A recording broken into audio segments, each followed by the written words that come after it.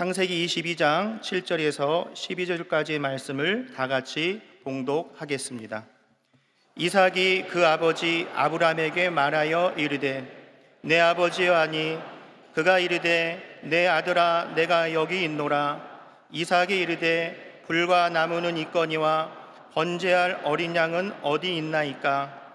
아브라함이 이르되 내 아들아 번제할 어린 양은 하나님이 자기를 위하여 친히 준비하시리라 하고 두 사람이 함께 나아가서 하나님이 그에게 일러주신 곳에 이른지라.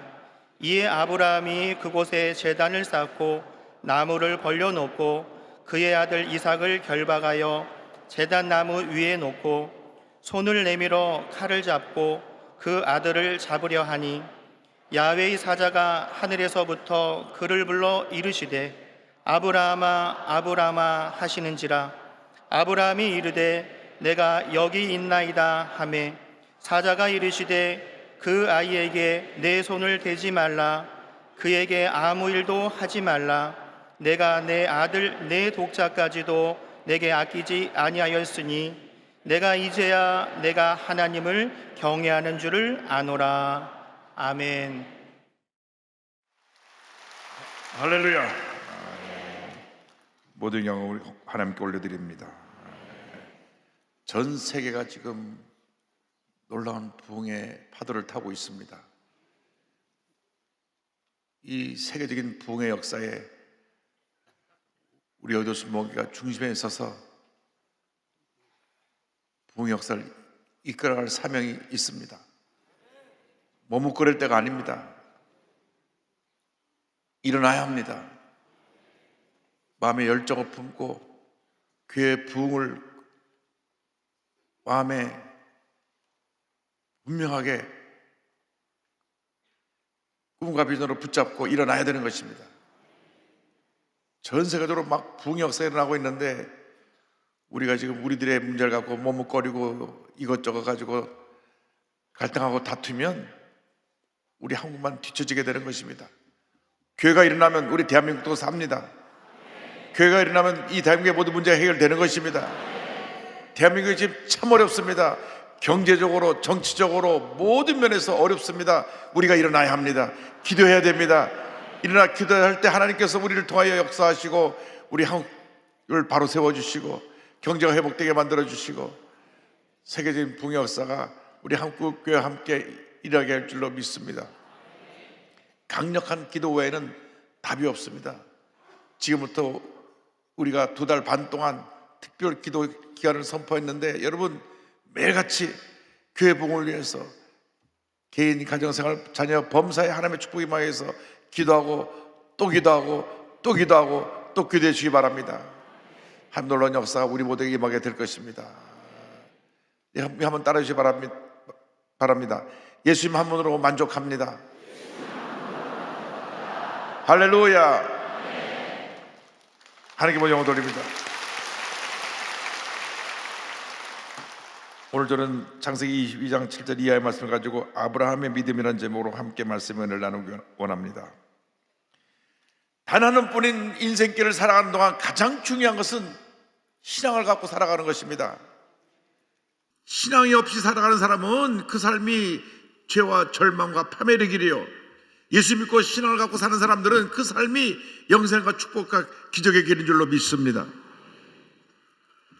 우리들이 예수 믿고 하나님의 자녀가 되고 하는 것은 얼마나 큰 축복인지 모릅니다. 예수를 믿음으로 출발해서 믿음으로 그 신앙의 성장이 있고 믿음을 통해서 위대한 역사를 이루는 것입니다. 근데 믿음이라고 하는 것은 말이 아니라 결단이고 행동입니다. 예수를 잘 믿는다 하면서도 예배도 잘 드리지 않고 기도도 하지 아니하고 자기 성질만 부리고 있으면 그 예수를 잘 믿는 것이 아닙니다. 믿음이 없는 생활을 하는 것입니다. 믿음은 보여지는 믿음이 되어야 합니다. 아브라함은 보여지는 믿음을 통해서 위대한 하나님의 사람이 되었습니다. 그것은 100세 때 낳은 아들을 하나님께 번제로 바치라는 하나님 말씀에 순종했기 때문인 것입니다. 먼저 아브라함의 믿음에 대해서 생각해 보기 원합니다.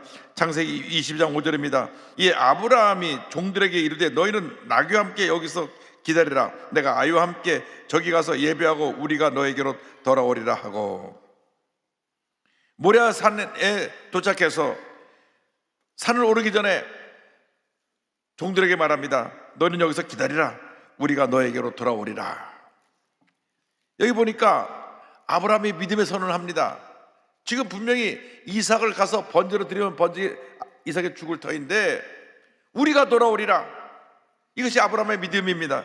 100세 때 주셨으니 이삭을 거둬가셔도 다시 생명을 부어주셔서 살아나게 해줄 것을 아브라함은 믿었습니다. 로마서 4장 17절 18절을 말씀합니다. 기록된 바 내가 너를 많은 민족의 조상으로 세웠다 하신과 같으니 그가 믿은 바 하나님은 죽은 자를 살리시며 없는 것을 있는 것으로 부르시는 이시니라. 아브라함이 바랄 수 없는 중에 바라고 믿었으니 이는 내 후손이 이같으리라 하신 말씀대로 많은 민족의 조상이 되게 하려 하심이라. 100세 때 낳은 독자를 하나님께 드리기로 한 그 믿음은 바랄 수 없는 중에 바라고 믿는 믿음인 것입니다. 흔들리지 않는 믿음, 견고한 믿음, 하나님이 도로 가져가시도 다시 주실 것을 믿는 그 믿음을 하나님이 보시고 그를 믿음의 조상으로 세워주신 것입니다. 그런데 3일길을 와서 이제 산을 올라가는데 가장 마음 아픈 질문을 아들 이삭이 합니다. 그렇지 않아도 이 이삭을 죽여서 하나님께 번제로 드려야 되는 그 마음의 슬픔과 고통이 말로 다 표현할 수 없는데 이삭이 묻습니다. 창세기 22장 7절에 이삭이 그 아버지 아브라함에게 말하 이르되 내 아버지여 하니 그가 이르되 내 아들아 내가 여기 있노라. 이삭이 이르되 불과 나무는 있거니와 번제할 어린 양은 어디 있나이까. 이삭이 궁금했습니다. 떠날 때부터 왜 번제를 드릴 양을 아버지가 가져가지 않으실까. 그리고 이제 번제에 쓸 나무 갖고 불을 갖고 올라가는데 왜 정작 드릴 번제 제물이 없는가. 혹시 내가 번제 제물로 드려지는 것이 아닌가, 아마 그런 생각이 들었을지도 모릅니다. 그래서 아버지에게 묻습니다. 아버지, 여기 나무하고 불이 있는데 번제 드릴 어린 양은 어디 있습니까? 그때 아브라함이 믿음의 대답을 합니다. 아브라함이 이르되 내 아들아 번제할 어린 양은 하나님이 자기를 위하여 친히 준비하시라 하고, 아브라함은 그 아들의 말에 머뭇거리지 않았습니다. 그 아들의 질문은 정말 자기에게 큰 충격적인 질문이었을 것입니다. 아버지, 바칠 제물이 어디 있습니까? 바로 내가 바칠 제물이다. 그렇게 답을 할 수밖에 없는 상황 속에서 아브라함은 말합니다. 하나님이 준비하실 것이다. 하나님이 준비하실 것이다. 할렐루야. 여러분, 믿음을 보이시기 바랍니다. 하나님이 준비해 주실 것입니다. 우리가 믿음을 보이지 않기 때문에 실수하고 넘어지고 상처받고 좌절하고 무너지는 것입니다. 믿음을 보여야 되는 것입니다. 하나님의 기쁘시게 하는 믿음을 보이는 여러분 모두 되기를 주님의 이름으로 축원합니다. 히브리서 11장 17절로 19절은 설명합니다. 아브라함은 시험을 받을 때 믿음으로 이삭을 드렸으니 그는 약속을 받은 자로 돼 그 외아들을 드렸느니라. 그에게 이미 말씀하시기를 내 자손이라 칭할 자는 이삭으로 말미암으리라 하셨으니 그가 하나님이 능히 이삭을 죽은 자 가운데서 다시 살리실 줄로 생각한지라. 비유건대 그를 죽은 자 가운데서 도로 받은 것이니라. 기적적으로 100세에 이 아들을 낳게 되었는데 이 아들을 데려가셔도 다시 주실 것을 믿었습니다. 아브라함은 위대한 믿음의 사람이었습니다. 그는 믿음의 사람이요, 긍정의 사람이요, 하나님의 사람이었습니다. 그 기간이 25년이 걸려서 75세에 그가 약속받은 것을 이루었는데 다시 또 한 20여 년이 지나서 다시 한번 또 하나님이 그를 시험하신 것입니다. 여기 아브라함의 결단의 모습이 나옵니다.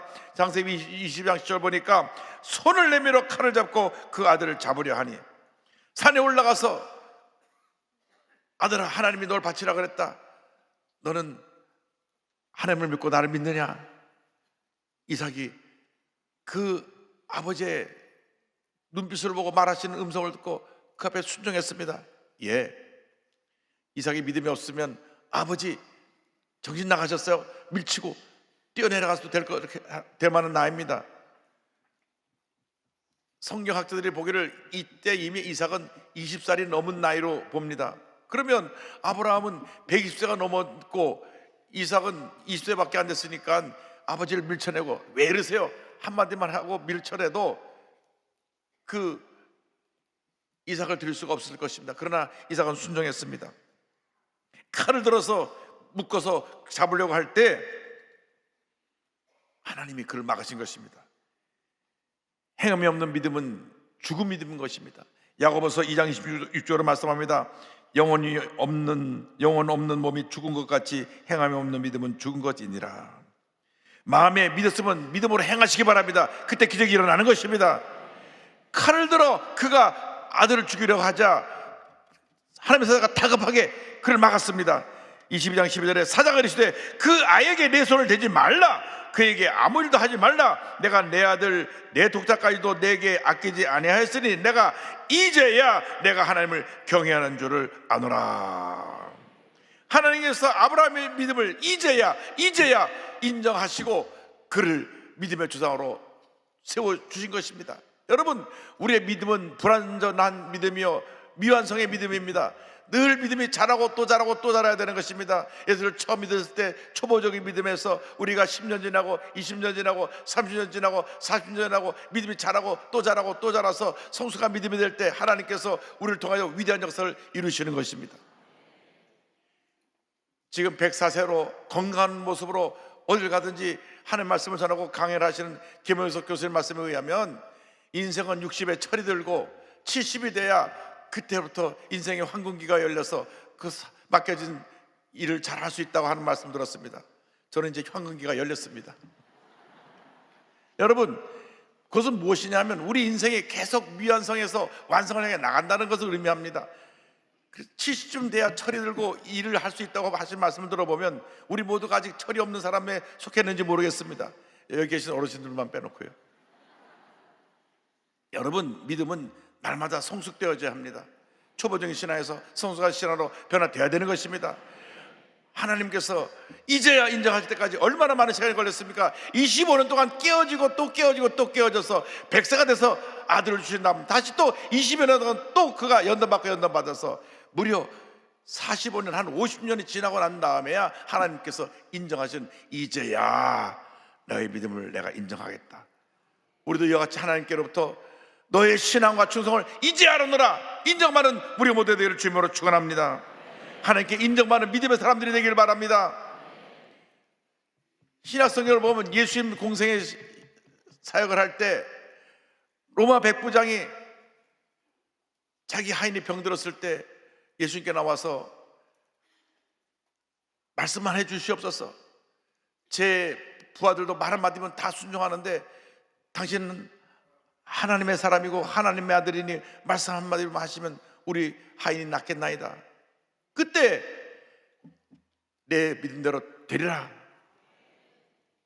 백부장이 믿음으로 그 말씀을 받고 나갈 때 그 순간 하인이 고침받아 건강하게 된 것입니다. 이 백부장의 믿음을 보고 예수님이 감동을 받고 이와 같이 말씀하셨습니다. 이스라엘 중 아무에게서도 이만한 믿음을 만나보지 못하였노라. 여러분, 이 같은 믿음의 사람들이 되길 바랍니다. 주님을 감동시키는 믿음의 사람들이 되길 바랍니다. 주님을 감동시키는 믿음의 사람이 될 때 기적이 일어나는 것입니다. 문제 해결되는 것입니다. 절망이 떠나가고 질병이 고침받고 하나님의 놀라운 역사가 나타나게 되는 것입니다. 지금 내 앞에는 문제가 있고 어려움이 있고 여러 가지 많은 나를 괴롭히는 일들이 산적같이 쌓여 있지만 그것은 믿음의 눈으로 보면 아무것도 아닌 것입니다. 이것은 우리의 믿음을 자라게 하기 위해서 성장하기 위해서 주시는 시험에 불과한 것입니다. 믿음으로 이 모든 산적한 문제들을 다 떠내려 보내고 믿음으로 승리하여 위대한 한역사를 이루는 여러분 되기를 주님의 이름으로 축원합니다. 아브라함이 칼을 들어서 하나님 앞에서 그 믿음을 보였을 때 하나님이 급히 막으시고 난 다음 그에게 하나님께서 순종의 결과로 놀라운 축복을 허락해 주십니다. 그것이 바로 야훼 이레의 축복입니다. 창세기 22장 13절 14절은 설명합니다. 아브라함이 눈을 들어 살펴본 즉 한 수장이 뒤에 있는데 뿔이 수풀에 걸려 있는지라. 아브라함이 가서 그 수장을 가져다가 아들을 대신하여 번제로 드렸더라. 아브라함이 그 땅 이름을 야훼 이레라 하였으므로 오늘날까지 사람들이 이르기를 야훼의 산에서 준비되리라 하더라. 하나님께서는 우리의 일생 동안 필요한 것을 다 이미 예비해 놓고 계십니다. 우리의 믿음과 순종을 보시고 예비한 것을 우리에게 베풀어 주시는 것입니다. 이것이 바로 야훼 일의 축복인 것입니다. 우리들이 이미 택함 받은 그 순간에 하나님이 예정해놓고 예배해 놓으신 것입니다. 우리가 믿음이 없어서 그것을 선물로 받지 못하고 아직 그 축복이 내게 이루어지지 않은 것뿐이지, 이미 예수를 믿을 때 여러분의 마음의 꿈과 소원과 모든 계획이 하나님의 가운데 야훼 이레로 예배되어 있습니다. 하나님은 당신의 백성을 위해서 미리 준비하신 하나님이신 것입니다. 여러분이 아직 무엇도 하기 전에 여러분의 마음속에 가질 꿈을 보시고 그 꿈이 이루어질 것을 예배해 놓고 계시는데, 우리가 믿음을 가지고 그 꿈을 이루려고 해서 도전하고 또 도전하고 믿음이 성장하여 하나님의 마음에 감동을 드릴 때가 되면 그 야훼의 이레의 축복을 선물로 주시는 것입니다. 자녀들의 복을 주시는 것입니다. 사업의 복을 주시는 것입니다. 때가 있습니다. 그냥 예수 믿자마자 다 이것저것 그냥 주시면 우리들이 어리석어서 내가 잘난 줄 알고 그 선물을 갖고 땅 일로 가버리고 맙니다. 여러분, 그래서 자꾸 시험이 있는 것입니다. 연단이 있는 것입니다. 자꾸 내가 깨어지고 또 깨어지고 또 깨어지면서 우리 믿음의 성장해서 예배된 축복을 또 받고 또 받고 또 받게 되는 것입니다. 처음 믿고 갑자기 사업이 잘 되니까 교회도 안 나오고 사업하다가 나중엔 더 큰 낭패를 당하는 분들도 보았고, 또 예수 믿고 복 받고 좀 잘 되다 보니까 주일날 성소주의를 하지 않고 나가서 이 골프 치다가 사고 나서 큰 문제를 만난 분도 보았고, 여러분, 믿음은 평생 동안 훈련 과정이고 연단 과정이고 성장하는 과정입니다. 다 됐다 할 때가 없습니다. 우리가 다 됐다 할 때는 하나님께 부름받을 그때인 것입니다. 그때까지 우리가 믿음에 전전하고 또 전전하고 전전해야 되는 것입니다. 하나님께서 지금 우리를 위해서 준비하신 그 놀라운 축복을 바라보고 나가야 되는 것입니다. 야훼 일의 축복을 바라보고 나가야 되는 것입니다. 하나님께서 병든 자를 위해서 이미 건강을 예배해 놓으신 것입니다. 사업이 어려운 사람을 위해서 사업이 잘 되는 축복을 예배해 놓으신 것입니다. 우리의 믿음의 분량이 차면 사업의 문을 열어줄 것입니다. 우리의 믿음의 분량이 차면 건강을 회복시켜 줄 것입니다. 마음의 갈등과 번민이 있는 사람에게 하나님께서 이미 위로와 평안을 예배해 놓으셨습니다. 피곤하고 제 심령에 새로 힘을 얻는 그런 은혜를 이미 예배해 놓으신 것입니다. 문제는 우리 자신에게 있습니다. 우리가 내가 하면서 내가 해결하려고 이리 뛰고 저리 뛰고 이 사람 찾아다니고 저 사람 찾아다니다 보니까 상처가 더 깊어지고 내가 더 문제에 갇혀서 그냥 깔아앉게 되는 것입니다. 주님께서 문제를 해결해 주시는데 여러분이 문제를 해결하려고 이리 뛰고 저리 뛰고 하지 않게 되기를 바랍니다. 여러분은 할 수 없습니다. 주님이 하십니다. 야훼 일의 축복을 받으시기 바랍니다. 하나님이 여러분을 위해서 이미 다 예배해 놓으신 것입니다. 여러분 개인, 가정, 생활, 자녀, 범사 야훼 일의 축복으로 이미 다 예배해 놓으셨습니다. 믿음으로 그걸 우리가 쟁취하면 되는 것입니다. 믿음으로 그것을 붙잡을 때 하나님의 축복이 우리에게 쏟아져 임하게 되는 것입니다. 우리가 아직 어리석어서 아직 미완성 작품이 돼서 아직 신앙이 부족한 점이 많아서 자꾸 실수하고 자꾸 넘어지는데, 이제 우리가 아브라함의 믿음을 본받아야 됩니다. 아브라함도 그랬습니다. 아브라함도 몇 번이나 자기 부인을 갖다가 저 부인이 아니라고 누이라 그래가지고 팔아넘기고 참 못된 짓 했습니다. 그런데도 하나님이 그때마다 보호해 주고 구원해 주셔가지고 25년 동안 지나면서 믿음이 성숙해서 이삭을 주신 다음, 그 다음 또 한 20여 년 지난 다음 마지막 관문인 아들을 바치는 그러한 결단을 통해서 그의 믿음이 인정받게 되고, 이제야 내가 나에게 인정받게 되었다. 야훼 일의 복을 받을지어다. 할렐루야. 여기 예비하신 야훼 일의 축복을 창세기 22장 10절로 18절에서 우리가 발견할 수가 있습니다. 이르시되 야훼께서 이르시기를 내가 나를 가리켜 맹세하노니, 하나님께서 하나님을 가리켜 맹세하셨습니다. 내가 이같이 행하여 내 아들 내 독자도 아끼지 아니하였은즉 내가 내게 큰 복을 주고 내 씨가 크게 번성하여 하늘의 별과 같고 바닷가의 모래와 같게 하리니 내 씨가 그 대적의 성문을 차지하리라. 또 내 씨로 말미암아 천하 만민이 복을 받으리니 이는 내가 나의 말을 준행하였음이라 하였다 하니라. 할렐루야. 하나님께 모든 영광을 돌립니다. 얼마나 많은 복을 받았는지, 이삭을 바치는 결단을 통해서 믿음의 조상이 되는 복, 영적 후손의 축복, 영적 아브라함 자손들이 모든 면에서 승리하는 복, 아브라함의 가게에서 인류의 메시아가 오는 메시아의 축복을 다 함께 받게 되었던 것입니다. 여러분 모두가 아브라함의 복을 다 받게 되길 바랍니다. 앞길이 캄캄하고 문제가 있고 어려움이 있고 몸에 질병이 있어 고통당하고 있습니까? 그때 믿음을 눈을 들어 주님을 바라봐야 합니다. 여러분, 이삭을 바치는 결단으로 주 앞에 나갈 때 하나님의 은혜가 임하는 것입니다.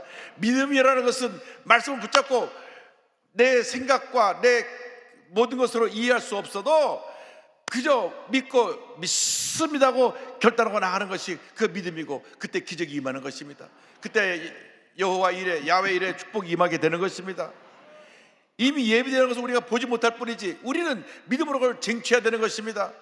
우리가 하늘에 구름이 끼면은 그 하늘 위에 뭐가 있는지 모릅니다. 그런데 비행기를 타고 구름을 뚫고 올라가 보면 그 위에 밝은 태양이 비치고 있는 것입니다. 마찬가지입니다. 우리가 때때로 환난 시험에 구름이 먹구름이 껴서 우리의 준비된 예비의 축복을 바라보지 못하지만, 우리가 믿음의 비행기를 타고 날아 올라가면 바로 하나님 예비하신 야훼 일의 축복의 태양을 바라볼 수 있게 되는 것입니다. 여러분, 야훼 일의 축복을 받게 될 주님의 이름으로 축원합니다. 축원합니다. 여러분이 순종해야 됩니다. 깨어져야 됩니다. 낮아져야 됩니다. 가장 소중한 것이라도 하나님이 내놓으라면 내놓을 수 있는 그 믿음을 보일 때 하나님께서 하늘에 물려시사 쌀 것 없이 부어주시는 것입니다. 여러분 모두가 야훼 일의 복을 받게 되기를 주님의 이름으로 축원합니다. 축원합니다. 축원합니다. 로마 가톨릭은 510년 레오 1세 이후로 1000년 동안 온 유럽과 세계를 지배했습니다. 그러다 보니까 가톨릭이 타락을 했습니다. 기본적인 진리를 많이 왜곡시키고, 그래서 오직 의를 믿음으로 말미암아 살리라 한 그 하나님의 말씀을 희석해서 믿음 플러스 행위가 같이 뒤따라야 된다고 하는 그런 논리를 세웠습니다. 물론 그래서 가톨릭이 가는 곳마다 병원도 세우고 학교도 세우고 많은 행위로 열매 맺는 것은 인정합니다. 그러나 근본적인 기독교 진리를 흔들어 놓은 것입니다. 그래서 지금부터 500년 전에 1517년 10월 31일 마르틴 루터가 종교개혁을 일으켜서 완전히 가톨릭을 갈아엎었습니다. 그래서 생겨난 것이 바로 개신교입니다. 우리가 그 개신교의 전통 따라 세워진 교단입니다. 그래서 마르틴 루터가 종교개혁 이후로 루터교가 생겨나고 장로교가 생겨나고 감리교가 생겨나고 성결교가 생겨나고 20세기에 들어와서 우리 오순절 순복음이 생겨난 것입니다. 근데 이 종교를 일으키는 마르틴 루터는 1483년 11월 10일 독일의 광산지대에서 태어났는데, 아버지 한스 루터는 원래 농장 집안의 아들로 태어나서 사업 수완이 있었던 것 같습니다. 광산업에 손을 대서 돈을 많이 벌었습니다. 그래서 삶의 여유가 생기게 되니까 그 아들을 법률가를 만들어서 판사를 시키려고 대학을 보냅니다. 1501년에 에르푸르트 대학으로 아들을 유학을 보냅니다. 근데 이 대학에 가서 이 마르틴 루터는 하나님을 사랑하고 기독교 신앙에 뿌리를 깊이를 두고 자랐던 그가 가서 성경을 틈틈이 읽게 되고 많은 신학책들을 읽게 되었습니다. 당시까지 중세교회에서는 성경을 일반 사람들이 못 읽었습니다. 성경을 우리가 지금 우리말로 성경을 읽게 된 것은 마르틴 루터 종교개혁 이후입니다. 종교개혁 중에 가장 큰 공헌은 그때까지만 해도 라틴어로 쓴 성경만을 신부가 읽고, 신부가 그 설교를 할 때도 라틴말로 했기 때문에 아무도 못 알아들었습니다. 그냥 앉아있다만 나옵니다. 그래서 가톨릭은 예식적인 종교였습니다. 늘 거기서 매 모일 때마다 성찬을 하면서 신부가 라틴말로 그 설교를 하고 그랬는데, 마르틴 루터가 그 대학에서 공부를 하면서 성경의 여러 가지 해석하는 책들을 보고 큰 은혜를 받았습니다. 그래서 나는 법률 공부가 맞지 않고 나는 주의 종이 되어야 되겠다. 그래서 아버지에게 와서, 아버지, 저 법률 공부하지 않고 신학을 공부해서 수도사가 되겠습니다. 아버지가 노발대발합니다. 내가 너를 그럴 줄 알고 유학 보내냐고. 아버지의 꾸지람을 듣고 그냥 돌아와서 낙심하고 이제 다시 법률 공부를 하려고 친구와 같이 어느 날 들판을 가는데 비가 막 쏟아졌습니다.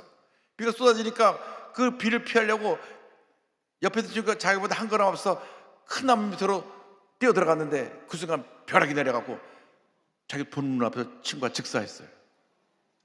거기서 마르틴 루터가 무릎을 꿇고 하나님, 제가 하나님 앞에 서원해서 이제는 죄종이 되겠습니다. 그래가지고 1507년에 사제서품을 받고, 그가 그 대학에서 박사학위를 받은 다음 비텐베르 그 대학의 성사 교수가 됐습니다. 여기서 시편, 로마서, 갈라디아서를 강의하는 동안에 성도들에게 필요한 것이 믿음이지 어떤 이런 고행을 통해서 그것이 하나님의 축복을 받는 것이 아니라는 걸 깨닫게 되었습니다. 내 개인의 힘으로 의를 얻는 것이 아니라 예수님의 십자가 보혈의 능력으로 구원받고 하나님 앞에서 의롭게 된다는 것을 그가 깨달았습니다.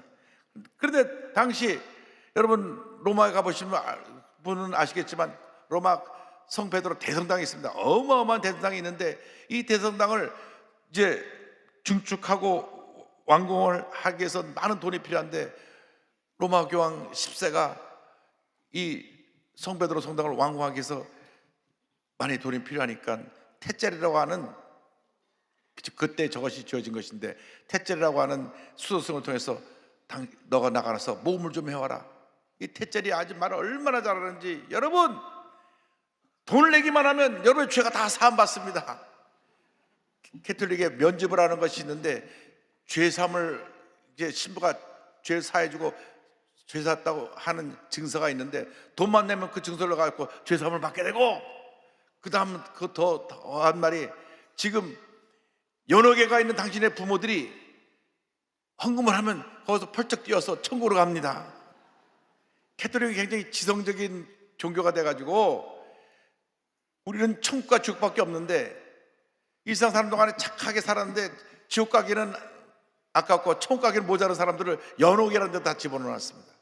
그래서 이 세상에 살 때 자녀들이 좋은 일을 많이 하면 연옥의 사람 조금 떠밀어 올려갖고 천국에 보낸다 그러는데, 이번엔 면접을 사면 단번에 껑충 뛰어 올라간다 그래갖고, 그때는 돈이 지폐가 다 동전이지 않습니까? 여러분이 이 통에다 은하를 와르르 쏟아놓으면 땡기랑 돈이 떨어지는 소리와 함께 연옥에는 영혼들이 풍풍 뛰어서 올라갑니다. 얼마나 달변으로 연설하는지 사람들이 감동받아 막 갖다 박아서 돈을 막 쏟아부었어요. 그렇잖아요. 돈 쏟아부으면 자기 예수 안 믿고 죽은 아버지가 천국 간다는데 그거 안 할 사람이 어디 있어요? 또 돈 쏟아부으면 자기 지은 죄 다 용서해 준다는데, 이것을 보고 이건 아니다, 이건 아니다 마르틴 루터가 감히 일개 수도사가 이 로마 카톨릭에 반기를 들었습니다. 당시 로마 교황은 얼마나 막강한 권력 갖고 있는지 나라의 왕도 마음대로 바꿨어요. 로마 교황하고 부딪히면 그 나라 왕을 바꾸도록 하는 그 막강한 권력을 갖고 있었는데, 그가 1517년 10월 31일 비텐베르크 교회 정문에 95개조의 항목을 써서 탁 붙였습니다. 지금 면접을 팔고 이런 것들이 잘못된 것이다. 돈으로 믿음을 살 수 있는 것이 아니다. 오직 의인은 믿음으로 말미암아 산다는 조목을 좀 써서 95개조 항목 중에 14가지 이상이 이 면접을 팔고 돈으로 믿음의 행위를 사는 것에 대해서 낱낱이 비판합니다. 그래서 캐톨릭이 발칵 뒤집히면서 종교개혁이 일어나가지고 이를 계기로 해서 유럽 각 지역에 이 종교개혁이 일어나는데, 지금 장로교가 그 바로 뒤를 따라서 프랑스에서 깔뱅이, 프랑스 말로 깔뱅이, 칼빈이라고 그러죠. 칼빈이 장로교 개혁을 일으키고, 또 이 스위스에서 세빙글리가 또 종교개혁을 일으켜서 성경으로 돌아가자, 오직 믿음으로 말미암아 살리라, 이래가지고 온 유럽이 변화가 되었습니다. 그래서 루터가 우리는 모두 하나님 앞에 동등하게 하나님의 일꾼으로 부름받았다. 그래서 종교개혁은 사람의 의식을 평등화하고 사람이 열심히 나가서 일을 해서 우리 이 땅의 번영을 이룰 수 있다. 그래서 자본주의 기초를 만들어 놓은 것이 칼빈의 신학이고, 또 참된 민주주의를 가진 것이 바로 이 종교개혁의 열매입니다. 그래서 이러한 영향을 미쳐서 온 유럽이 변화가 되니까 왕도 마음에 안 들면 바꾸는 이 로마 교황의 권세로 이 루터를 파면하고 저 사람을 완전히 사회에서 매장시켜라. 그래서 본인이 죽음의 위험을 처하게 되니까 2년 동안 성에 숨어서 지내게 됩니다. 그가 그렇게 믿음으로 전해 나가는 것이 이제는 본인이 목숨이 들어오니까 이제 모든 걸 포기하고 이제 모든 거 다 끝났어 하고 지쳐서 누워 있었습니다. 어느 날 초췌한 모습으로 집에 들어갔는데 부인이 상복을 입고 있어요. 그래서 물었습니다. 아니 누가 죽었어? 물으니까 아내가 대답을 합니다. 예수님이 죽었습니다. 충격을 받고 그게 무슨 소리냐고. 그러니까 아내가 말하기를 그렇지 않고서 어떻게 당신이 좌절할 수가 있나요? 예수님이 살아계신다면 당신이 이렇게 좌절하고 절망할 이유가 있겠습니까? 참 부인이 믿음이 더 좋았던 것 같아요.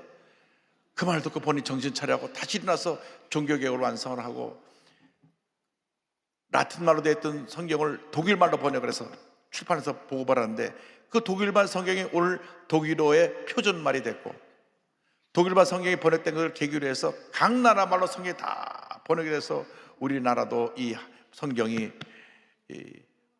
만주에서 로스 선교사에 의해서 일본에서 이수정 선교사에서 번역돼서 우리 손에 들리게 되었습니다. 할렐루야!